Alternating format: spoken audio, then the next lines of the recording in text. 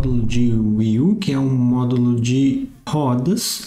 Então, do DP Auto Rig System, ele vai entrar como uma forma da gente aprender. É um registro de documentação que a gente pode fazer por esse módulo, tá? Ele é um módulo que eu consideraria complexo por causa que ele tem uma expressão que roda nele e que vai fazer a roda girar automático. Isso daí é a parte mais complexa dele. A gente não vai entrar nesses detalhes porque exige conhecimento de programação, exige um pouco mais de conhecimento de cálculo de vetor, tá? Isso aí é um pouco mais difícil. Mas se a gente quiser criar um rig de uma roda, a gente consegue através da ferramenta. A gente clicando aqui, ele habilita para a gente aqui, ó, onde a gente quer colocar aqui. Posso pôr, ele roda igual a gente já viu os outros. E o que ele tem aqui? Eu vou subir ele um pouquinho. O que ele tem? Ele tem uma guia base, igual a gente tem aqui. O pivô de onde vai ser o centro da roda que vai girar é esse daqui. Ele tem esse manipulador aqui que está indicando a direção onde essa roda vai girar. Ou seja, se a gente quiser que o carro esteja girando automaticamente para o eixo X, é essa a direção que a gente tem. Se a gente quiser que o carro tenha automaticamente girando a roda quando ele for no eixo Y, Z, no caso aqui, que é o azul, a gente pode vir aqui e colocar menos 90, por exemplo. Aí ele vai girar para frente dele, onde está apontando essa setinha, tá? Então essa é a direção onde ele vai girar. Isso aqui é o raio da roda. Isso é muito importante, porque se a roda ela é pequenininha, para ela deslocar uma distância, ela precisa girar uma rotação angular maior. E se ela é grande, uma roda com raio grande, a rotação angular dela é menor. Isso vai muito da matemática. Para quem conhece matemática entende o que eu estou falando. Isso é relativo ao cálculo de 2πr do perímetro da roda quando ela gira automaticamente sem que ela derrape no chão. Então, isso aqui é muito importante a gente calcular exatamente o modelo que a gente tem do tamanho da roda, que vai orientar a gente isso, se ela vai derrapar ou não, tá? E esses dois locators aqui embaixo, eles são para nos orientar as laterais do pneu, por exemplo, da roda, que ele pode cambiar para um lado ou cambiar para o outro, que seria tombar, né, para um lado ou para o outro. É através desses dois controles que a gente poderia fazer isso. Bom, de atributos que ela tem de diferente se você quer deformar uma geometria, imagine que o pneu ele vai ser deformado. Esse módulo ele vai criar uma létice que ela pode ser deformada. Essa geometria que vai ser deformada, a gente dá load nela aqui nesse campo. E se a gente quer integrar ele com o steering ou não. Se ele tiver o steering ligado, ele é receptível ao steering que a gente dizer que vai conectar nessa roda. Então, ele é um módulo que ele é muito fácil de se conectar com outros e ele já aceita conexões. Então, o steering, quando ele girar, se essa opção aqui já estiver conectada como ativo, ele gira o módulo do volante e a roda gira no eixo correto para que oriente do jeito que precisa ser feito. Então, esse aqui se integra-se ou não com o steering e se a gente mostra ou não os controles depois de ser criado, mas isso aqui nem precisa se preocupar que depois dá para a gente ativar ou desativar isso pelo controle do options desse módulo, tá? Então, vou gerar ele aqui só para a gente ver como experiência, como que ele é, mas ele vai ser mais fácil da gente entender quando ele estiver integrado no módulo junto com outros módulos, tá? Então, basicamente, o que ele tem é essa geometria, é essa létice aqui, que ela é uma létice que a gente vai utilizar para deformar o pneu. Então, a gente vai selecionar a região do pneu onde ela vai ser deformada. E esses controles que a gente tem aqui, ó, são os controles que controlam essa létice para deformar o pneu. Tá? São controles que a gente pode escolher a parte de cima, a parte de baixo ou a parte do meio. Cadê o do meio? Que é esse aqui, ó. Tá? Esse é o controle do meio para deformar a létice. Eu vou dar um hide nessa létice só para não dificultar muito a gente identificar aqui esses controles. Vou identificar que esse aqui são os controles da létice que a gente tinha mexido, ó, tá bom? E eu vou dar um hide neles. Como que eu vou dar um hide neles? Eu vou vir aqui nesse controle principal, pedir aqui Show Control 0. Só para a gente não ver aqueles controles que estão aqui atualmente, tá?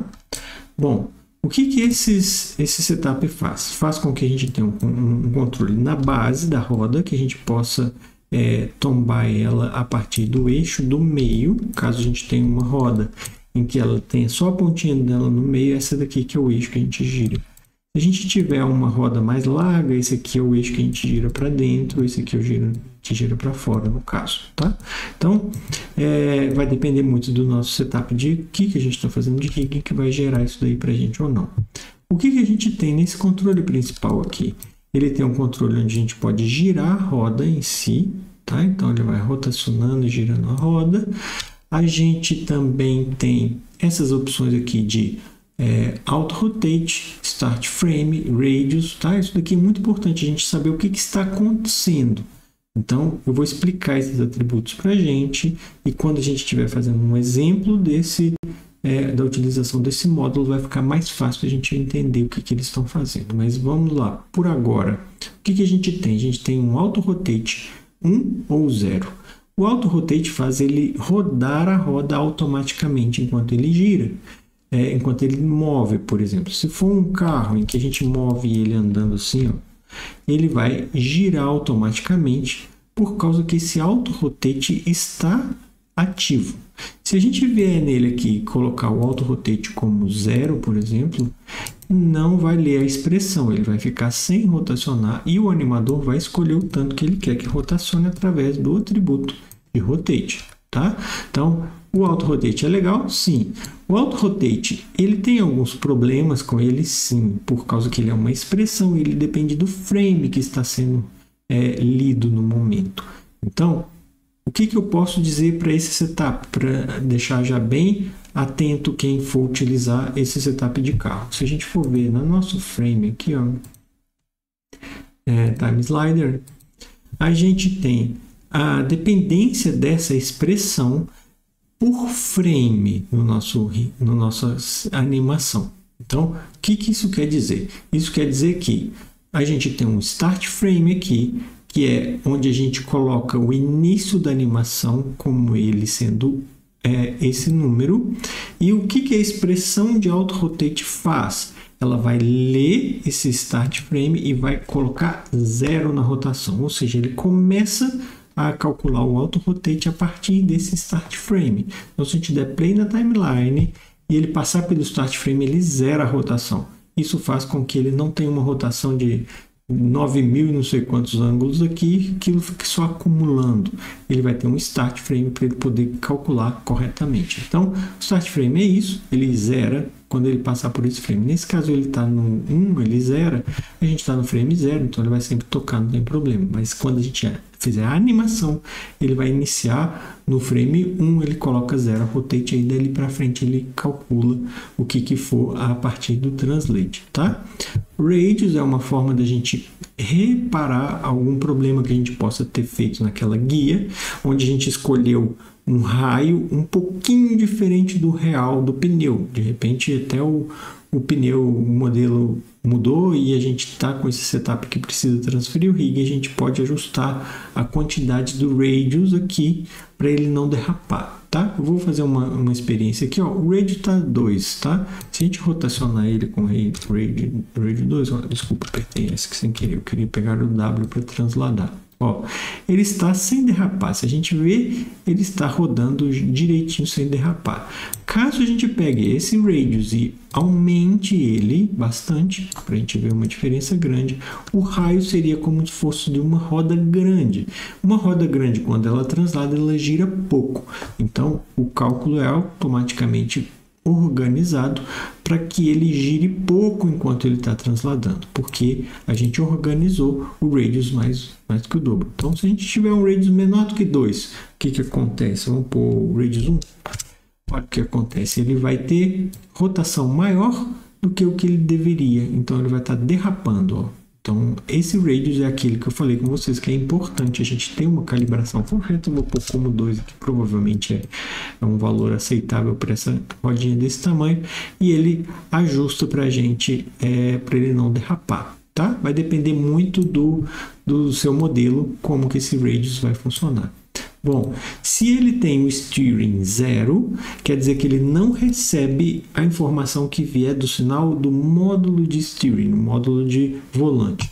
Mas se caso a gente tenha um volante na cena e ele esteja conectado nesse rig, a gente pode colocar o steering como 1. Se a gente girar o volante lá, ele rotaciona aqui assim, por exemplo, nesse eixo. Tá? Que no caso a gente não consegue rotacionar diretamente aqui, mas o steering consegue para ele poder fazer a rotação no eixo certo. Tá? Se a gente precisar inverter o steering também é importante, porque se a gente tiver duas rodas left e right, pode ser que elas tenham criados com um mirror e a gente queira inverter elas, uma vai para um lado, a outra vai para o outro. Ou a gente quiser inverter por causa que o volante foi feito num outro ângulo, a gente também consegue com esse inverte aqui, tá? E esse Try, Keep, Undo, ele é uma opção que a gente tem de, quando a gente estiver animando, se a gente der Ctrl Z, ele vai tentar manter o undo sem calcular essa expressão. Isso faz com que o animador não perca o Ctrl Z durante a animação que ele estiver fazendo. Se a gente deixar isso aqui desativado, ele vai ficar com o undo. Toda hora que ele vai dar Ctrl Z, ele vai calcular vários rotates até ele dar uma pose anterior. Então, sim, às vezes é útil ou não para o animador. Tem animadores que deixam desativado, porque nunca usam Ctrl Z. Tem animadores que deixam ativado por causa que usam Ctrl Z. Uma última coisa que eu preciso falar desse módulo que é importante é, se você utilizar ele, é importante você fazer o bake da sua animação antes de você enviar a sua animação para a Render Farm. Por quê?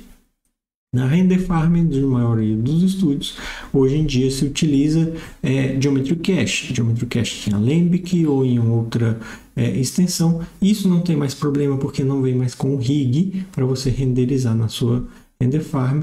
Ele vai só Geometry Cache e o shading para poder gerar a luz e o render correto. Mas se você for mandar o seu Render Farm o rig para ser renderizado, você precisa bakear a animação dessa expressão, porque essa expressão ela depende do frame. O que isso quer dizer?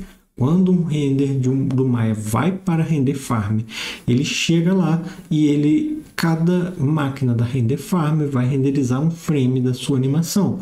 E se ele não passar pelos frames corretamente como deveria, ele não vai calcular a rotação correta dessa expressão e a roda vai ficar com uma rotação em cada um dos frames com a rotação errada.